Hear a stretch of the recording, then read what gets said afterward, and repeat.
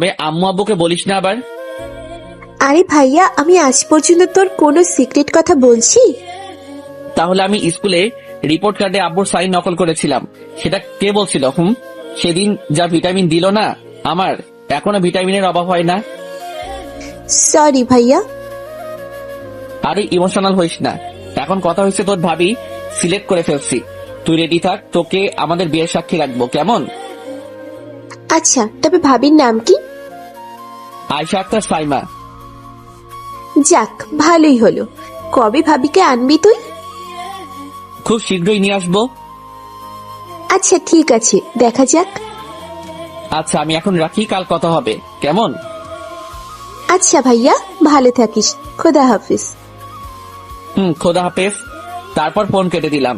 যেহেতু আজকে অনেক সময় পার হয়ে গেছে, তাই আর পড়া হলো না, তাই রাতের খাবার খেয়ে ঘুমিয়ে পড়লাম। সকালবেলা আমি ফ্রেশ হয়ে ভার্সিটি চলে যাই। সেখানে দেখি আমার মামা আর মামি মানে তানভীর আর তোহা বসে বসে আড্ডা দিচ্ছে, তাই আমিও তাদের কাছে চলে গেলাম। সেখানে গিয়েই, এরে তোরা আর লাইগা ইক্কিনি জায়গা রাখতে হাইলি না? কিরে, তুই নোয়াখালীর ভাষা পারিস? আই কিল্লাই হাইতাম ন, আই কাবিলা, আর মা নোয়াখালীর চেয়ারম্যান, আর তোরা এগিন কথা কস কেন? অন্তর, তুই একটা কাজ করিস, ব্যাচেলার পয়েন্টে ঢুকে যাইস, সেটাতে তোরে বেশ মানাবে। তুই কিন্তু সেই লেভেলের নোয়াখালীর ভাষা পারিস। আরে আমি যদি সেখানে যাই তাহলে তো ব্যাচেলার্স পয়েন্টে ডিরেক্টর আমাকেই সব রোল করতে বলবো, আর বাকি যারা থাকবো তাদের কাজের 12টা বেজে যাবে। পরে আমাকে তারা সবাই মিলে সেই লেভেলের উদুম কেলানি কেলাবে, তাই আমি রিস্ক নিতে পারবো না বাবা। আমার মাইক খাবার শখ নাই। আমার কথা শুনে তানবীর আর তোহা দুজনে হেসে দিল। আমরা আমাদের কথা নিয়ে ব্যস্ত। হঠাৎই কেউ একজন আমাকে অন্তর বলে ডাক দিল। কিরে ভাই, আমাকে আবার কে ডাক দিল? আমি কেমনে জানবো? শুনে তো মনে হলো কোনো মেয়ে। আরে বেটা, আমিও কনফিউশনে চলে গেলাম। এখানে আমাকে ডাকার মতো তো তোরা দুইটাই আছিস, তাহলে আর কেডা মরে ডাকবো? আমি পিছন ফিরে তাকাই আর দেখি কালকের মেয়েটা, যাকে আমি বাঁচাইছিলাম। কিন্তু কথা হচ্ছে যে এটা এখানে কেন? মেয়েটা আমার কাছে আসতেই, থ্যাংক ইউ সো মাচ আমাকে কালো শয়তানগুলোর হাত থেকে বাঁচানোর জন্য। আরে আগে এটা বলেন কে আপনি, আর আমাকে কি সব বলতেছেন? হেই, কি উল্টো পাল্টা বলতেছো তুমি? দেখুন আপু, সবাই আমাকে বখাটে বেয়াদব লুইচা ছেলে হিসেবে চিনে, তাহলে কেন আমি আপনাকে বাঁচাবো? খারাপ ছেলেরা কখনো কি কাউকে বাঁচায় নাকি? এখন আমার সামনে থেকে জানতো। মেয়েটার সাথে সাথে আমার সামনে থেকে চলে যায়, আর তানভীর আর তোহা আমার দিকে হা করে তাকিয়ে আছে। আই, তুই মেয়েটার সাথে এমন কেন করলি? কাল রাতে মেয়েটাকে আমি কিছু ছেলেদের হাত থেকে বাঁচিয়েছি, যার জন্য মেয়েটা এখন আমার কাছে এসে আমাকে থ্যাংক ইউ বলতেছে। কিন্তু তার আগ পর্যন্ত মেয়েটা আমাকে একজন খারাপ বখাটে বেয়াদব ছেলে হিসেবে চিনতো, আর আমি যখন তাকে বাঁচাই তখন সে আমার সাথে কথা বলতে আসতেছে, তাই আমিও এমন করি। সে আগে অন্যদের কথা শুনে আমাকে খারাপ ভাবতো, সে একবারও আমার সত্যিটা জানতে চায়নি, যেমনটা তোহা করলো। কিন্তু কালকের ঘটনাটার জন্য এখন মেয়েটা আমার কাছে এসে থ্যাংক ইউ বলতেছে। সে এখন আমাকে মূল্যায়ন করতে আসছে, তাই আমিও এমনটা করলাম, অথচ তার আগ পর্যন্ত আমাকে খারাপ বলে চিনতো। তাহলে তো সাইমা আরো বড় অপরাধী, তাই না? না রে ভাই, এখানে সাইমার কোনো দোষ আমি দেখতেছি না, কারণ সে তার ছোটবেলার বন্ধুকে বিশ্বাস করে আমার সাথে এমন করলো। আচ্ছা ধর, তোকে আমি ছোটবেলা থেকে চিনি, তুই সবসময় আমার সামনে ভদ্র হয়ে থাকিস, কিন্তু আমার অনুপস্থিতিতে তুই সকল কুকাজ করেই যাস। এখন একজন তোর কুকাজের কথা আমাকে বলল, তখন তো আমি তোকে অবিশ্বাসী করব, তাই না? কারণ তোকে তো আমি ভালো হিসেবে চিনি, তোকে কোনো দিনও খারাপ কিছু করতে নিজ চোখে দেখিনি, তাই আমি ভাববো তোর বিরুদ্ধে যারা কথা বলতেছে তারা তোর বিরুদ্ধে ষড়যন্ত্র করতেছে, আর আমিও তাদের বিশ্বাস করব না। বুঝছিস আমার কথা? এক মিনিট, তানভীর, তুই হঠাৎ ওকে সাইমার কথা কেন বললি? না, এমনি। তোরা আমার থেকে কিছু লুকাচ্ছিস না তো? আচ্ছা শোন তাহলে। তারপর তোহাকেও সব বললাম। হারামি, ভেতরে ভেতরে তো ভালোই জিনিস চালাচ্ছিস তুই। আরে এখন এটা বল, এই কাজে আমার পাশে থাকবি তো? দোস্ত, আমি অলওয়েজ আছি তোর সাথে। আমাকে কি করতে হবে সেটা বল। সময় হলেই বলবো, এখন চল ক্লাসে যাব। এমনিও কাল ক্লাস করা হয় নাই। তারপর চলে গেলাম ক্লাসে। সেখানে গিয়ে দেখি সাইমা, নিধি, রিহান বসে বসে গল্প করতেছে। আমিও পিছনের সিটে চলে গেলাম। আমার একপাশে তোহা আর একপাশে তানভীর। আমরাও ক্লাসে গল্প শুরু করে দিলাম। পরে মনে পড়লো কালকে সাইমার সাথে অনলাইনে কথা হয় নাই, তাই আমিও আমার সেই ফেক আইডি লগ ইন করলাম। করতেই মাশাআল্লাহ মেসেজের অভাব নাই। আমার নোটিফিকেশনের আওয়াজ শুনে অনেকে আমার দিকে তাকায় আছে, বিশেষ করে তো তানভীর আর তোহা। আমিও নেট বন্ধ করে দিলাম। কিরে ভাই, কে তোরে এত এসএমএস দিয়ে রাখছে?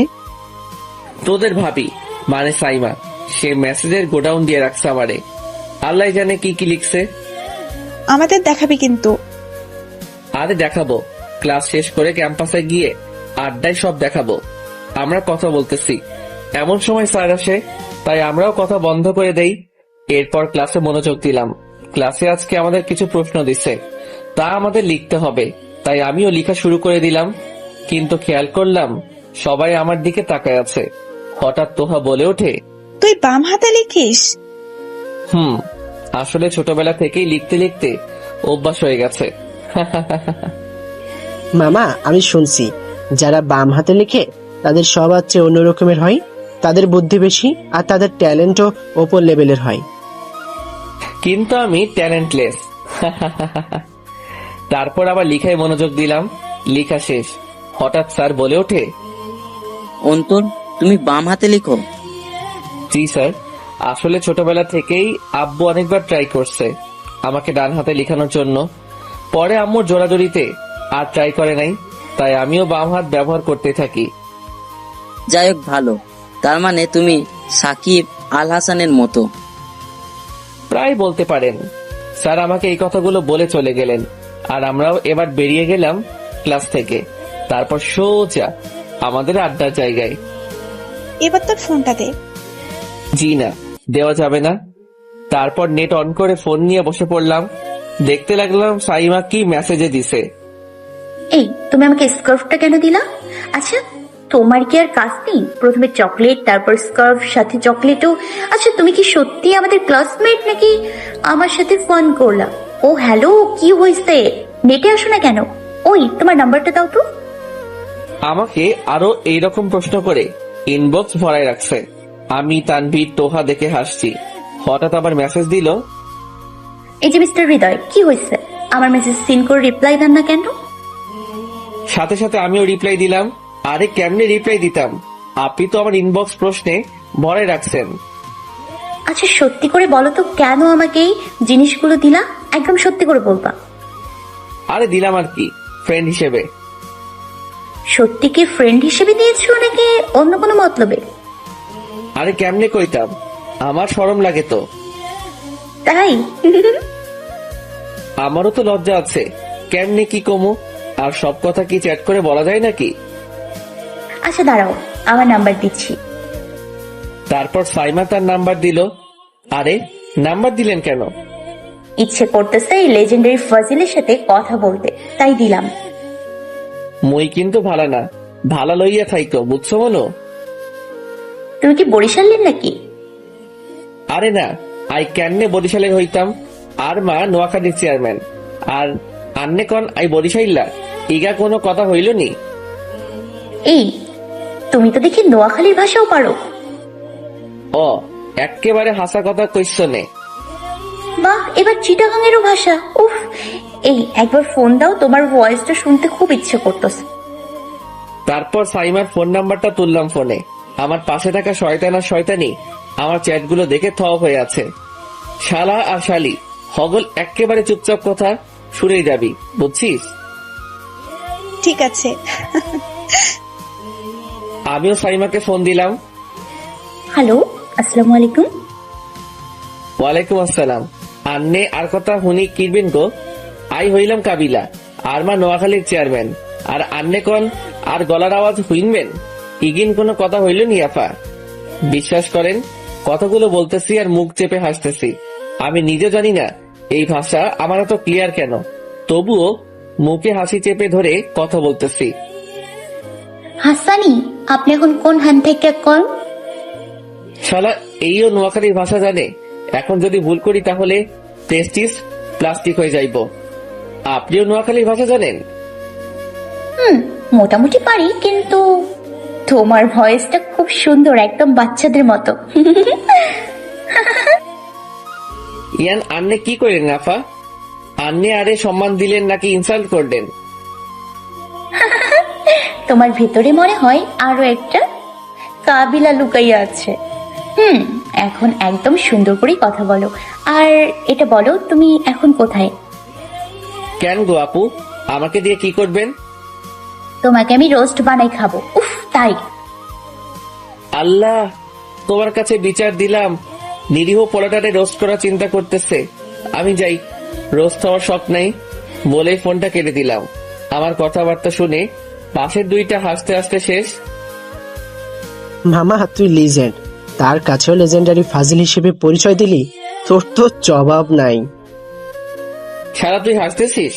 এখন তো সে আমার ভয় শুনে নিছে, তবে আমাকে এত সহজে চিনতে পারবে না। আমিও আড়াল হয়ে তাকে ভালোবেসে যাব, আর সময় হলেই তার কাছে ধরা দিব। তবে যতদিন পুরাপুরি পটাতে পারতেছি না, তার কাছেও ধরা দিব না। কিন্তু দোস্ত, সাইমার কথাবার্তা শুনেও মনে হচ্ছে সেও তোর প্রতি ইন্টারেস্ট। দোস্ত দোয়া কর যাতে সাইমাকে আমার বউ আর তোদের ভাবি বানাতে পারি। কর্মনি, যদি আমাদের কিছু খাওয়া আসার কি? তাহলে চল ক্যান্টিনে। তাদের দুজনকে নিয়ে চলে গেলাম ক্যান্টিনে।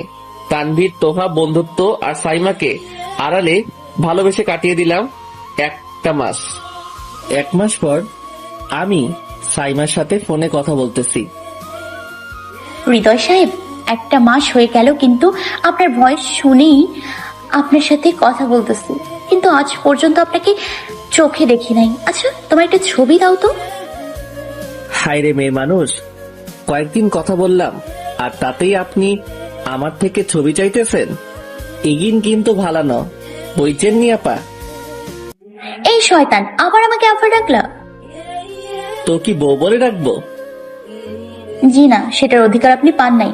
তবে যেদিন আপনি আমার সামনে আসবেন সেই দিন এই ব্যাপারটা নিয়ে ভাবো, বুঝেছো?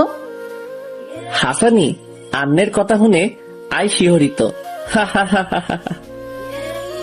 আচ্ছা তাই না, তাহলে যাও, কথা বলবো না। ওকে, ভালো থাকবেন। আমি তো ভালো না, ভালো লইয়াই থাইকো।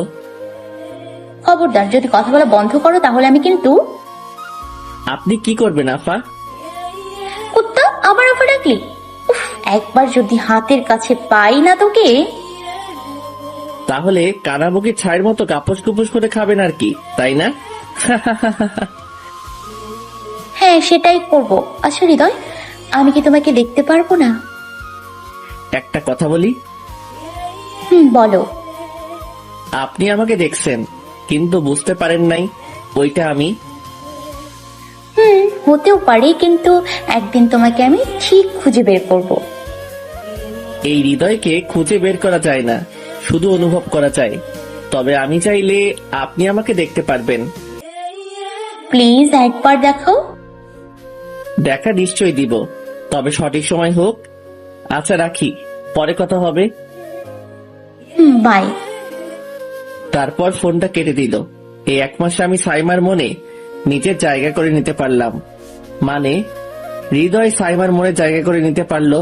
আর অন্তরের জন্য সাইমার মনে আছে শুধুই ঘৃণা। তার কারণ হচ্ছে রিহান। সে আমাকে সাইমার সামনে আরো অনেক অপবাদ দিয়ে ছোট করে গেল। যেমন ধরুন, আমি ভার্সিটিতে গ্যাং বানাচ্ছি, তারপর আবার নিধিকে নিয়ে সেই ইফটিজিং কাহিনীটা করলো। তবে নিধি তার বান্ধবীকে দিয়ে কাজটা করলো। আমাকে এই ভার্সিটিতে কেউ দেখতে পারে না, শুধু কয়েকজন ছাড়া। তার মধ্যে হলো প্রিন্সিপাল স্যার, তোহা, তানভীর আর আদিব। কারণ তারা আমাকে ভালো করে চিনে। আমাকে অনেকবার তোহা বলে যে সে এই রিহান আর নিধির একটা ব্যবস্থা করবে, কিন্তু আমি বারণ করে দেই সাইমার দিকে তাকিয়ে। কারণ সে যদি জানতে পারে তারই বন্ধুরা তাকে ব্যবহার করে অন্যদের কষ্ট দিচ্ছে, তাহলে সে নিজেকে কখনোই ক্ষমা করবে না। কারণ সাইমা একটু ইমোশনাল আর অভিমানী। আমি ক্যাম্পাসে একা বসে আছি, এরই মধ্যে তোহা আসে। কিরে, কি অবস্থা? এই তো ভালোই, তোর কি খবর? আমিও ভালো, কিন্তু তানভীর কই রে? আমি কি করে জানবো সে কই? হঠাৎ তানভীর আসে। কিরে শালা, কইছিলি? আরে বেটা, ঘুম থেকে উঠতে দেরি হয়ে গেছিল। ও আচ্ছা, চল ক্যান্টিনে যাব। কিরে অন্তর, সাইমার সাথে কথা বলছিস? বলছি। সে আমাকে দেখার জন্য পাগল হয়ে আছে। তাহলে যা দেখা দে, বেচারি কিন্তু তোকে দেখার জন্য হতাশ হয়ে আছে। আর তুই জানিস সে আমাকে ক্যাম্পাসে হৃদয়কে খুঁজতে লোক লাগাইছে। সে তো আর এটা জানে না হৃদয় মানে অন্তর। তারপর চলে গেলাম ক্যান্টিনে। যা খাবি অর্ডার দে। তারপর তানভীর নাস্তা আনতে চলে গেল, আর আমি আর তোহা বসে আছি। তোহা গত পরশু যে নোট দিছে তা আছে তোর কাছে? আছে, তোর লাগলে নিবি, সমস্যা নাই তো। আমরা কথা বলতেছি আর তানভীর নাস্তা নিয়ে আসে। তারপর আমরা আমাদের খাওয়া নিয়ে ব্যস্ত। আমি হঠাৎ খেয়াল করলাম রিহান একটা ছেলেকে ঘাড় ধরে টেনে ক্যাম্পাসে ফেলে দেয়। আমি সেই সিনটা দেখে আর বসে থাকতে পারলাম না, তাই উঠে গেলাম আর চলে গেলাম সেখানে। আমি সাথে সাথে সেই ছেলেটাকে তুলে ধরি। দেখালাম ছেলেটা পড়ে যাওয়াতে হাত ছিলে গেছে। আমি ছেলেটাকে বলি, ভাই আপনি এখান থেকে চলে যান, আমি ব্যাপারটা দেখতেছি। তারপর তানভীরকে ডাক দিলাম, তানভীর এই ভাইটাকে এখান থেকে নিয়ে যা। শালা তোর কি হবে? আমার কি হবে সেটা পরে দেখিস, আর আমারটা আমি সামনে নিতে পারবো। তানভীর ছেলেটাকে নিয়ে যায় আর তোহা দাঁড়িয়ে আছে। আমি রিহানকে বলি, এই জানোয়ারের বাচ্চা, মানুষকে কি মানুষ মনে করিস না নাকি? নাকি সবগুলো তোর বাপের চাকর লাগে? মানুষটারে পাইছিসটা কি তুই? ওরে বাবারে, আইসে মানব প্রেমী। ওই ছোট লাগের বাচ্চা, এইটা আমাদের ভার্সিটি, আমরা যা ইচ্ছা করবো। আর যে ছেলেটা নিজের জন্য কিচ্ছু করতে পারে না, সে আসছে আবার মানব ধরেতি দেখাইতে। তোর মতো আমি নিকৃষ্ট না যে সবাইয়ের উপর নিজের জোর খাটাবো। তোর সাহস বেড়ে গেছে তাই না? তারপর গিয়ে দিলাম রিহানকে একটা লাথি। সে আমার লাথিকে ব্যালেন্স করতে না পেরে উল্টে পড়লো। আমি আবার তার কাছে চলে যাই, তারে আরো কয়েকটা কিল ঘুষি দেই, যার জন্য রিহানের ঠোঁট ফেটে গেছে। আমি আবার তার কাছে এগিয়ে যেতেই সে উঠে পালালো। তারপর আমিও সেই ভাইটার কাছে যাই। ভাই আপনি ঠিক আছেন তো? হ্যাঁ ভাই, আমি ঠিক আছি। ভাই আমি জানি আপনি অন্যদের ক্ষতি হতে দেখতে পারেন না, অন্যদের বিপদে এগিয়ে আসেন, কিন্তু এই ছেলেটার জন্য আপনাকে সবাই খারাপ হিসেবে চিনে। কিন্তু ভাই আমি আপনাকে মন থেকে রেসপেক্ট করি। আরে রাখেন তো এইসব কথা, আগে আপনার হাতে ব্যান্ডেজ করা প্রয়োজন। ভাই ক্যাম্পাসে পড়ে যাওয়ার কারণে আপনার হাত খারাপ ভাবেই ছিলে গেছে। আমি তানভীরকে বলি, তানভীর ভাইয়াকে নিয়ে যা আর হাতে ব্যান্ডেজ করে আন। আমি ভাইয়াকে তানভীরের সাথে যেতে বলি এবং সেও তানভীরের সাথে চলে যায়। আর তোহা আমাকে বলে ওঠে, তুই যে রিহানকে মারলি, এখন তো সে সাইমাকে নিয়ে আসবে। আনুক, আমিও এবার ছাড়বো না জানোয়ারটাকে।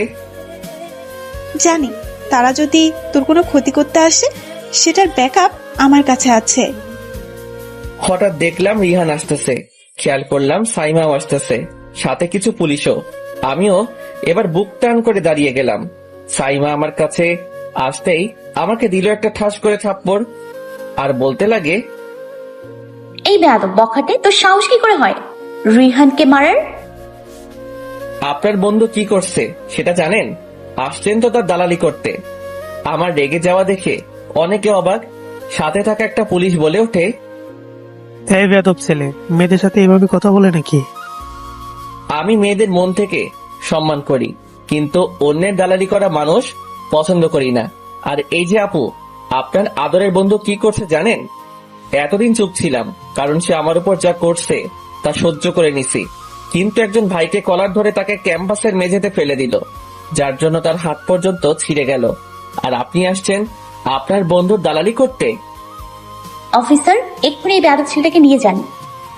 দাঁড়ান অফিসার, আগে এটা দেখুন। তারপর তোহা পুলিশকে তার ফোনে কি দেখায়। হঠাৎ পুলিশ অফিসার বলে ওঠে, এই তোমরা ছেলেটাকে নিয়ে যাও। অফিসার, আমি আপনাকে আনছি, আমার বন্ধুর সাথে অবিচার হয়েছে, তাকে নিরীহভাবে মেরেছে, আর আপনি ওকেই নিয়ে যাচ্ছেন? আপনি বলছেন ছেলেটা বিনা কারণে আপনার বন্ধুকে মেরেছে, কিন্তু আমি তো ভিডিওতে অন্য কিছু দেখলাম, তাই আমাকে আমার কাজটা করতে দিন। হঠাৎ একটা মেয়ে বলে ওঠে, বাবা উনি সে ব্যক্তি যে আমাকে রাতে বখাটে ছেলেগুলোর হাত থেকে রক্ষা করে। কি বলছিস মা? এই ছেলেটার কথা বলছিলি তুই? আমি মেয়েটাকে দেখে হা হয়ে গেলাম। এটা তো দেখি ওই মেয়েটা যেটাকে আমি ওই রাতে বাঁচিয়েছিলাম। হ্যাঁ বাবা উনি। অফিসার আমার কাছে এসে বলতে লাগে, বাবা ধন্যবাদ তোমাকে আমার মেয়েটাকে বাঁচানোর জন্য। এই আপুটা আপনার মেয়ে? হ্যাঁ বাবা, আশা আমারও মেয়ে। তাহলে এই মেয়েটার নাম আশা? আরে স্যার, এটা তো আমার কর্তব্য ছিল। আচ্ছা বাবা, আমাকে যেতে হবে। আর আশা থেকে আমার নাম্বারটা নিয়ে নিও। যদি কোনোদিন কোনো বিপদে পড়ো আমাকে একটিবার কল করিও। আচ্ছা স্যার। চলে তাহলে, ভালো থেকো। জি, খোদা হাফেজ। তারপর অফিসার রিহানকে নিয়ে যেতে লাগে। আমার তো মনে অনেক আনন্দ এখন, কিন্তু সাইমার মন খারাপ হয়ে গেল। সে মন খারাপ করে চলে যেতে লাগলো। আমিও তা খেয়াল করলাম, তাই চিন্তা করলাম রিহানকে ছেড়ে দেই। আমি আশাকে বলি, আপু কষ্ট করে স্যারের নাম্বারটা দেন তো। এই নাও। আমিও স্যারের নাম্বারটা আমার ফোনে তুলে নিলাম আর কল দিলাম। হ্যালো, আসসালামু আলাইকুম। ওয়ালাইকুম আসসালাম। কে বলছেন? স্যার আমি অন্তর, যার সাথে আর একটু আগে কথা বলছেন। ও তুমি বাবা, কেন ফোন দিলে? আসলে স্যার আপনি রিহানকে ছেড়ে দিন, আমার তার প্রতি কোনো অভিযোগ নেই। কি বলতেছো তুমি? প্লিজ রিহানকে ছেড়ে দিন। ঠিক আছে তুমি যা বলো, তবে একটা কথা, আমাকে ছাড় বলা বন্ধ করে আঙ্কেল ডাকা শুরু করো, না হলে ওকে আমি ছাড়ছি না। আচ্ছা আঙ্কেল, এবার তো ছেড়ে দিন। আচ্ছা ঠিক আছে, রাখি। আমিও এবার এক কোণে চলে যাই, গিয়েই সাইমাকে ফোন দেই। হ্যালো। রিহান ছাড় পেয়ে গেছে, এবার একটু হাসুন আপামনি। কি, পুলিশ রিহানকে ছেড়ে দিয়েছে? জি গো আপামনি, আপনার দিকে তাকাইয়া আমি আপনার বন্ধুরে ছাড়া পাওয়াই দিছি। Hriday, thank you so much. Welcome. সব সময় হাসি খুশি থাকার চেষ্টা করবা, হ্যাঁ? ফোন কেটে দিলাম। আমি জানি এখন সাইমা ম্যাডাম আমার উপর থ্যাংক ইউ এর বৃষ্টি করবে, তাই ফোনটা কেটে দেওয়াই ভালো। আমি একটু পেছনে ফিরতেই দেখলাম আশা আমার দিকে তাকিয়ে আছে। সে বলে ওঠে, কার সাথে কথা বলতেছিলে? আমি একটা ফ্রেন্ডের সাথে কথা বলতেছিলাম। কিন্তু কেন আপু? এই তুমি আমাকে আপু ডাকতেছো কেন? আমার কি নাম নাই নাকি? আরে আপনাকে আপু ডাকলাম সেটাও ভালো, আপনাকে এক্সট্রা সম্মান দিলাম। কিন্তু আপু, আপনি ওই সময় এমন কেন বললেন আপনার বাবাকে যে আমি আপনাকে ওই রাতে ছেলেগুলোর হাত থেকে বাঁচাইছি? ওই রাতের ঘটনাটা আমি বাবাকে বলেছিলাম। বাবা তোমার সাথে দেখা করতে অনেকবার ভার্সিটি আসে, কিন্তু তোমাকে পাই কোথায় সেকেন্ডে সেকেন্ডে তুমি গায়েব হয়ে যাও। কিন্তু আজ যদি এটা না বলতাম তাহলে আমার বাবার সামনেও তুমি খারাপ হয়ে যেতে, তাই আমি কথাগুলো বললাম। আচ্ছা থ্যাংক ইউ, আর সরি ওই দিনের ব্যবহারের জন্য। It's okay. আচ্ছা আমি কি তোমাদের বন্ধু হতে পারি? না মানে এখনো বেশিরভাগই আমাকে খারাপ হিসেবে চিনে, আর আপনি যদি আমার সাথে বন্ধুত্ব করেন তাহলে আপনার চরিত্র নিয়ে কথা উঠবো, তাই আমার সাথে না মেশাটাই ভালো। জি না, আমি তোমাদের সাথে বন্ধুত্ব করবই, বিশেষ করে তোমার সাথে। এখন বন্ধু বানাবা নাকি সেটা বলো। As your wish. তাহলে চলো তোমার বন্ধুদের সাথে আমাকে মিট আপ করাও। ওকে চলেন। অন্যদিকে এই শালা অন্তরটার জন্য আমি সাইমার সামনে খারাপ হয়ে গেলাম। এখন নিশ্চয়ই আমাকে সাইমা খারাপ ভাববে। না, আমাকে কিছু একটা করতে হবে। এই অন্তরকে টাইট দিতে হবে। শালা সাইমাকেও নিজের জালে ফাঁসাতেই হবে, না হলে মোটা অঙ্কের টাকা মিস হয়ে যাবে। সাইমাকে অনেক কষ্টে আমার প্রতি বিশ্বাস জোগাতে পারলাম, এখন যদি আমাকে খারাপ মনে করে তাহলে তো সর্বনাশ। না, যে করে হোক ওকে আমাকে নিজে করতেই হবে। এইদিকে যাক, অবশেষে তোমাদের গ্রুপে জয়েন করলাম। আচ্ছা অন্তর, তোমার ফোন নাম্বারটা কি দেওয়া যাবে? অবশ্যই নিন। তারপর আশাকে আমার নাম্বারটা দিলাম। আচ্ছা, আমার একটু কাজ আছে, আমাকে যেতে হবে। আরে এখন আবার কিসের কাজ তোমার? একটু পার্সোনাল কাজ আছে, আমি এখন যাই, পরে কথা হবে। আচ্ছা বাই। তারপর সেখান থেকে চলে আসলাম। আসলে কাজ বলতে সাইমাকে একটা চকলেট দিব। মেয়েটা মন খারাপ করে আছে, তাই তাকে একটু খুশি করার চিন্তা করলাম। তাই চলে গেলাম দোকানে, সেখান থেকে একটা চকলেট নিয়ে নিলাম। তারপর ব্যাগ থেকে একটা কাগজ কলম বের করে কিছু কথা লিখে দিলাম। মন খারাপ করলে আপনাকে ভালো দেখায় না, হাসি খুশিটাই আপনার মুখে মানায়, ইতি হৃদয়। তারপর চলে গেলাম গেটের সামনে। সেখানে গিয়েই সিকিউরিটি চাচাকে বললাম, চাচা আসসালামু আলাইকুম। ওয়ালাইকুম সালাম। আজকে আবার কি দিতে হবে আমাকে? চাচা আজকেও আপনাকে এই চকলেট আর কাগজটা সাইমাকে দিতে হবে। ঠিক আছে, তবে তুমি দাও না কেন বাবা? তুমি দিলেই ভালো হতো। এমনিও মেয়েটা আমাকে বারবার জিজ্ঞেস করে এই জিনিসগুলো কে দেয়, বা আমি তাকে দেখলে চিনতে পারবো কিনা, বা সে আসলে তাকে ফোন দিতে। চাচা সময় হলে আমি নিজেই তার কাছে ধরা দিব। তারপর চাচাকে সেই চকলেট আর কাগজটা দিয়ে আমি ক্যাম্পাসের দিকে চলে যেতে লাগি। তবে আমি খেয়াল করলাম রিহান চাচার কাছে গিয়ে কি যেন বলতেছে, আর আমার চকলেট আর কাগজটা নিয়ে নেয়। আমি যখনই যেতে নিব তখনই সাইমা গেটের কাছে চলে যায়।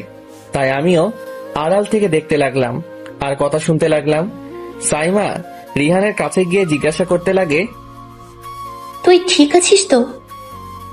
হ্যাঁ, আমি তো ঠিকই আছি। ওই খ্যাতের মতো পাওয়ার নাই যে আমাকে পুলিশ হাতে মার খাওয়াবে। তোর হাতে কি ওটা? আমার চকলেট আর কাগজটা দেখিয়ে, কই কিছুই না। দেখি। বলেই রিহানের হাত থেকে কাগজটা নিয়ে নেয়। সাইমা কাগজটা পড়ে অবাক হয়ে গেল আর বলতে লাগলো, তার মানে তুই হৃদয়? মানে হ্যাঁ। রিহানের মুখ থেকে হৃদয় হওয়ার কথাটা শুনে আমিও আর দাঁড়িয়ে থাকতে পারলাম না, সাথে সাথে সাইমার কাছে চলে গেলাম। সেখানে গিয়েই, সাইমা ও হৃদয় না, হৃদয় আমি। না সাইমা, ও মিথ্যা কথা বলতেছে। হৃদয় আমি। সাইমা বিশ্বাস করো, রিহান মিথ্যা বলতেছে। প্লিজ সাইমা, বিলিভ মি, আমি হৃদয়। চুপ, একদম চুপ। তুই কোনোদিনও হৃদয় হতে পারিস না, কারণ হৃদয় আর তোর মধ্যে অনেক পার্থক্য। যেখানে হৃদয় আমার মন খারাপ হওয়া দেখতেই পারে না, আর সেখানে তুই আমাকে হাসতে দিচ্ছিস না। তোর জন্য আমার হৃদয় নামে রিহানকে আমি খারাপ চোখে দেখতে লাগলাম। উফ, আমি জানি রিহান কোনোদিনও খারাপ কিছু করতে পারে না, আর তুই কেমন তা আমার ভালো করেই জানা আছে। সাইমা চলো এখান থেকে। চলো। তারপর সাইমা আর রিহান চলে যেতে লাগে। আমার মাথায় কিছুই কাজ করতেছিল না, আমি এখন কি করব? মাথা ফুল হ্যাং হয়ে গেছে। রিহান সাইমাকে নিয়ে যেতে লাগে আর পিছন ফিরে একটা হাসি দেয়, যা দেখে আমার মাথা খারাপ হয়ে যায়। এতদিন আমি সাইমাকে হৃদয় সেজে তার খেয়াল রাখলাম, কিন্তু আজ অন্য একজনের হৃদয় নামটা আমার থেকে কেড়ে নিল। আমি বসে বসে চোখের পানি ঝরাচ্ছি। রিহান আমার সাথে এমনটা করলো না, এই জানোয়ার কোনোভাবেই আমার থেকে সাইমাকে কেড়ে নিতে পারবে না। আমি এই রিহানকে ছেড়ে দিব না। এক সপ্তাহ ধরে আমি সাইমার পিছে পড়ে আছি। তাকে অনেকবার বোঝানোর চেষ্টা করলাম আমি তার হৃদয়, কিন্তু সে আমার কথায় কান্না দিয়ে সে জানোয়ার রিহানকে বিশ্বাস করে বসে আছে। আমি রিহানকে পেলাম, তাই আমি তার কলার ধরে ক্যাম্পাসের একটা নির্জন জায়গায় নিয়ে যাই আর বলতে লাগি, এই কুত্তার বাচ্চা, কি মনে করিস তুই? তুই নিজেকে হৃদয় বলে তো পরিচয় দিলি, কিন্তু হৃদয় সম্পর্কে কি জানিস তুই? সময় থাকতে সাইমাকে সত্যটা বল, না হলে তোর অস্তিত্ব মিটাই দিব। কিছুই করতে পারবি না তুই। আমাকে কিছু করলে সাইমা তোকে ছাড়বে না। কেউ আমাকে মারলে সাইমা তোকেই ধরবে, কারণ সাইমা জানে আমার আর তোর পিছে তুই পড়ে আছিস। আর সাইমার কথা বাদ দে, কারণ সাইমাকে তো আমার চাই, সে কোনো মূল্যেই হোক। রিহান, কাজটা ভালো হচ্ছে না। দেখ ভাই, আমি সাইমাকে নিজের চাইতেও বেশি ভালোবাসি, তাই প্লিজ আমি তোর কাছে হাত জোর করে বলছি, প্লিজ সাইমাকে সত্যটা বলে দে।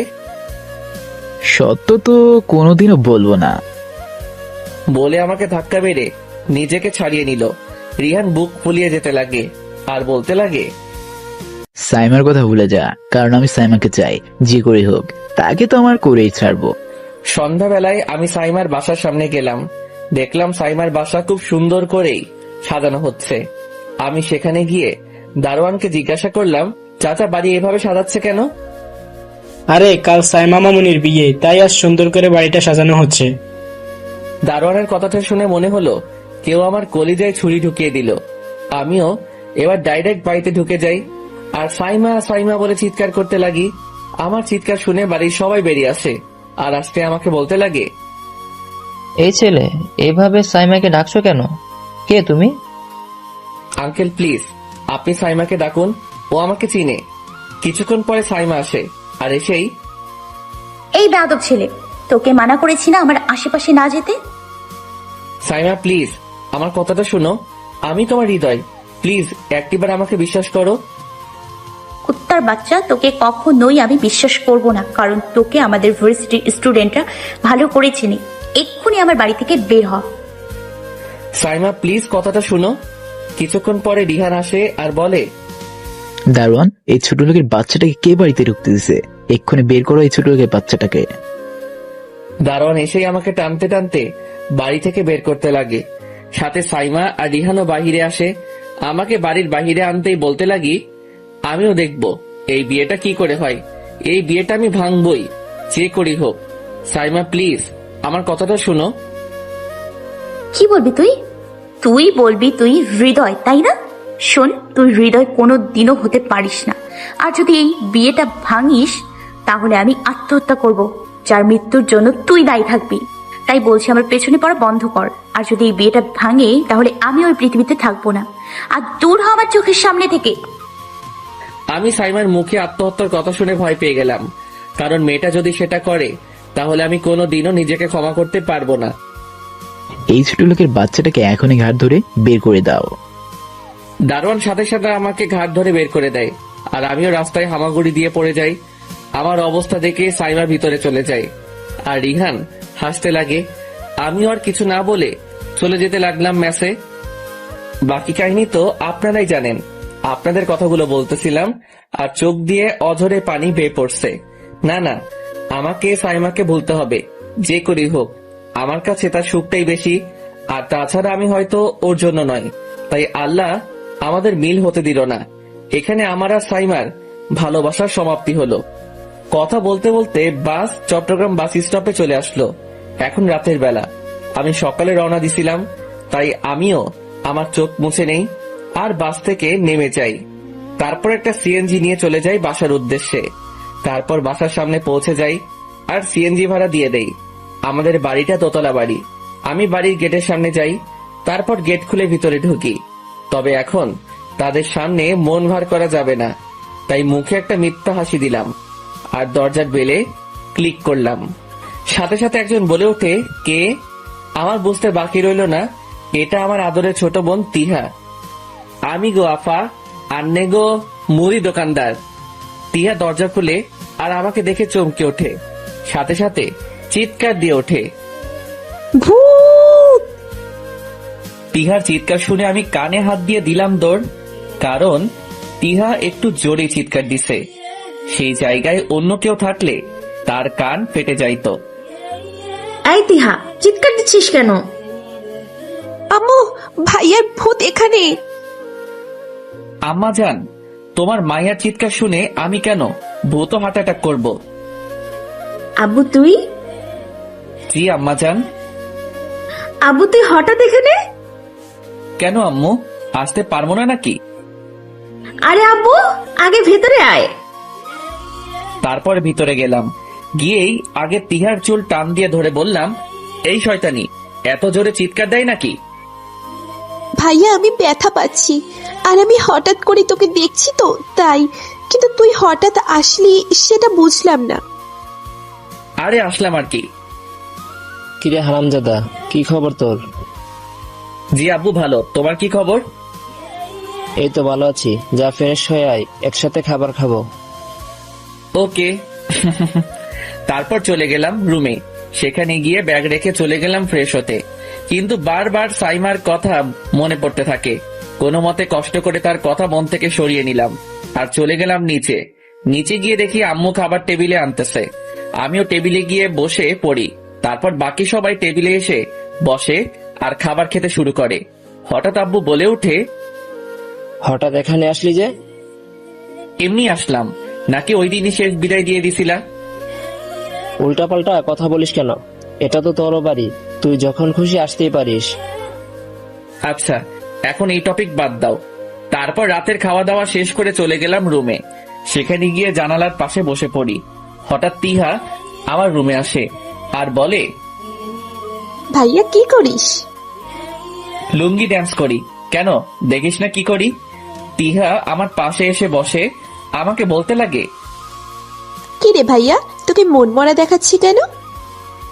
কই মন খারাপ?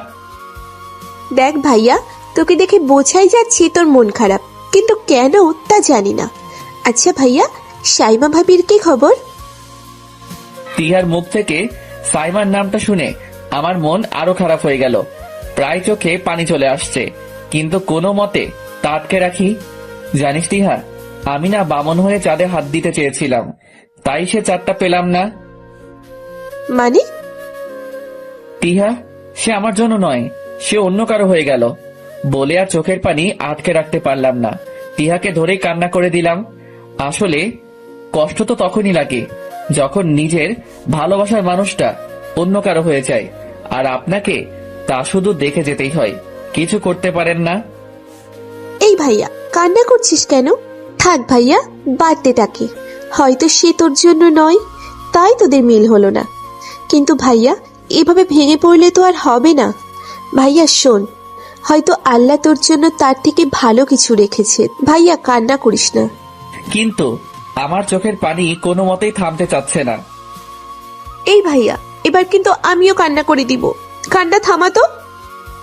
তিহা আমার চোখের পানি মুছে দেয় আর বলে, ভাইয়া, হয়তো সে তোর ভালোবাসা বোঝে নাই, তাই তোর হয় নাই, কিন্তু একদিন সে তোর জন্য পস্তাবে। আর শোন, একটা মেয়ের জন্য এভাবে কান্না করে কি লাভ? শোন, যেটা তোর সেটা তোরই থাকবে, আর যেটা তোর নয় সেটাকে তুই নিজের কাছে আটকে রাখতে পারবি না। তাই আমি বলি কি, সেই মেয়েটার কথা ভুলে গেলেই ভালো হবে। আর যা, মুখ ধুয়ে আয়, আজকে দুজন মিলে সারা রাত গল্প করব। আমিও ওয়াশরুমে চলে গেলাম। সেখানে গিয়ে মুখ ধুয়ে নেই, তারপর রুমে আসি। দেখি তিহাও কান্না করতেছে। হয়তো সে তার ভাইয়ের কষ্ট বুঝতে পারছে, তাই তারও চোখে পানি। আমি তিহার কাছে গিয়ে বলি, এই তিহা, তুই কেন কান্না করতেছিস? যা মুখ ধুয়ে আয়। আমার কথা বলা মাত্রই তিহা ওয়াশরুমে গিয়ে মুখ ধুয়ে আসে। তারপর আমরা অনেকক্ষণ গল্প করি। আসলে তিহাকে আমি কোনো দিনও বোন মনে করি নাই, কারণ সে বলতে গেলে আমার বন্ধু, যার সাথে সকল কথা আমি শেয়ার করি। সেও তার কথা আমার সাথে শেয়ার করে। আমরা অনেকক্ষণ আড্ডা দেই। তারপর তিহা চলে যায় তার রুমে, আর আমিও আমার খাটে উঠে শুয়ে পড়ি। কিন্তু চোখে ঘুম নেই। তার কারণ হচ্ছে সাইমার স্মৃতিগুলো আমার মাথায় ভালোভাবেই আঁকড়ে ধরে আছে। তবুও জোর করে ঘুমিয়ে পড়ি। সকালবেলা, ভাইয়া, এই ভাইয়া, কে রে, তোর ঘুমের রোগ এখনো যায়নি? তিহা আমার কলিজার বোন, একটু ঘুমাইতে দে। আরে ওঠ তো, আম্মু নাস্তা বানিয়েছে আর আমাকে বলছে তোকে ঘুম থেকে তুলতে। এখন ওঠ। নাস্তা পরে, আগে ঘুম। যা তো আমার চোখের সামনে থেকে। দাঁড়া, তোর ঘুম বাহির করতেছি। আল্লাহ গো, গেলাম। আমার কোমর গেল। কুত্তি, আমাকে এইভাবে টান দিয়ে ফেলে দিলি। দাঁড়া, আজকে তোর একদিন কি আমার একদিন। উঠে তিহাকে দৌড়াতে লাগলাম। এক দৌড়ে নিচে চলে গেলাম। দেখলাম আম্মু নাস্তা রেডি করতেছে।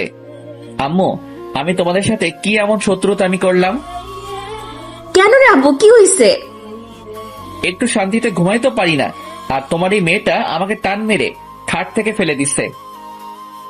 আম্মু, ভাইয়াকে অনেকবার ডাকলাম, কিন্তু ভাইয়া উঠতে ছিল না, তাই এই নিনজা টেকনিক ব্যবহার করতে হলো। তোদের দুইটাকে নিয়ে না আর পারি না, একটা আরেকটার পিছনে লেগেই থাকিস, আবার একে অপরকে ছাড়া থাকতেও পারিস না। আম্মু, এক কাজ করো, তিহাকে বিয়ে দিয়ে দাও।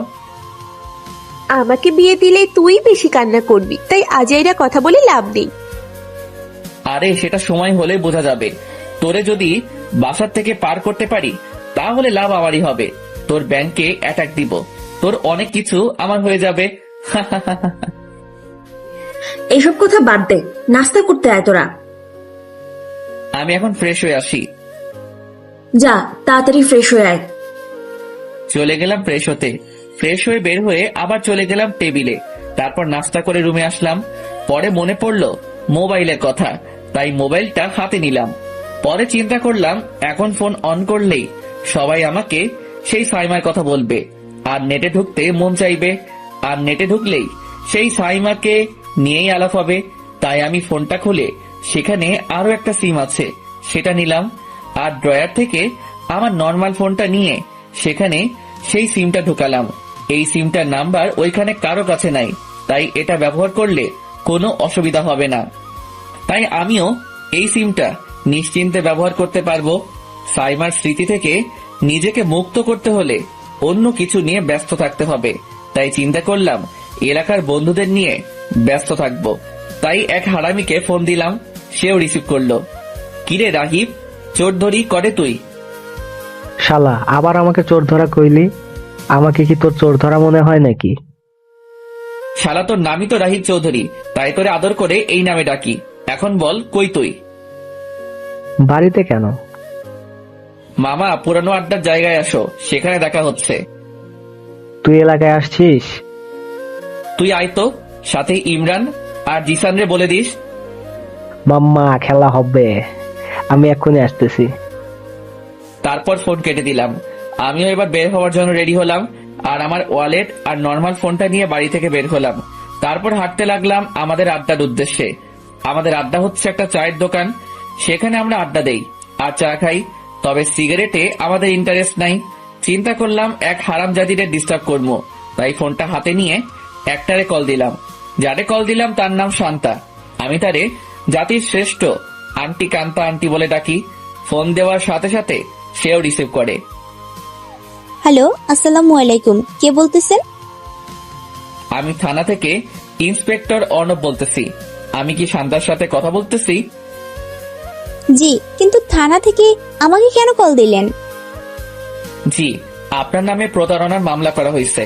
এখন আপনি কোথায় আছেন সেটা বলেন। জি, আমি তো বাসায় আছি, কিন্তু আমি তো কাউকে কিছু করিনি। তাহলে কে আমার নামে মামলা করছে? আপনি অন্তর নামে কাউকে চিনেন? জি, কিন্তু ও কি মামলা করলো? আপনি নাকি ওর সাথে প্রতারণা করছেন, সেটা নিয়ে মামলা করছে। কিন্তু আমি তো এমন কিছুই করি নাই। আমি আপনাদের বাড়িতে পুলিশ পাঠাচ্ছি আপনাকে গ্রেফতার করার জন্য। যা বলার থানায় বলবেন। প্লিজ আপনি একটু অপেক্ষা করুন, আমি অন্তরের সাথে একটু কথা বলে নিই।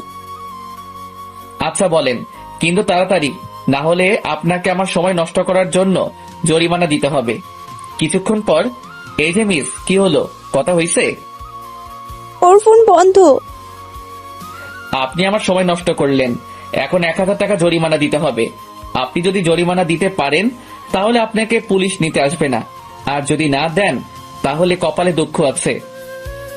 জরিমানা কি করে দিব? আমি বিকাশ নাম্বার দিচ্ছি, সেটাতে দেন। তারপর বিকাশ নাম্বার দিলাম। জি স্যার, টাকা গেছে। বান্ধবী, থ্যাঙ্কস। আজকে এই টাকা দিয়ে পার্টি করব। ভালো থাকিস, কেমন? জি, আপনি আমাকে কি বলে ডাকলেন? খান্তা আন্টি, আল্লাহ তোরে ভালো একটা জামাই দেখ, দোয়া করলাম। অন্তর, তুই আমারে বহুত ভাবে লুট করছিস, এখন আমিও কামের কাম করলাম। ভালো থাকিস। বাটপার, ফ্রড, চিটার, ধোকাবাজ, আমাকে ভয় দেখিয়ে আমার থেকে টাকা হাতিয়ে নিলি। তোরে পাইলে হইছে। তুই জানিস আমি কত ভয় পাইছি? তো আই কিতাম, আমার টাকার দরকার, আমি টাকা নিলাম। কার কি হয়েছে তা আমি জেনে কি করব? আল্লাহ তোর বিচার করুক। তোর মতো আস্ত একটা ফাজিল দুনিয়ায় এসে এই দুনিয়াটারে শেষ করে দিল। যা মুড়ি খা, আমি টাকা পাইছি সেটা নিয়েই আমি থাকি। বাই বলে ফোন কেটে দিলাম। যাক, ভালোই ইনকাম করলাম। এবার আড্ডায় যাওয়া যাক।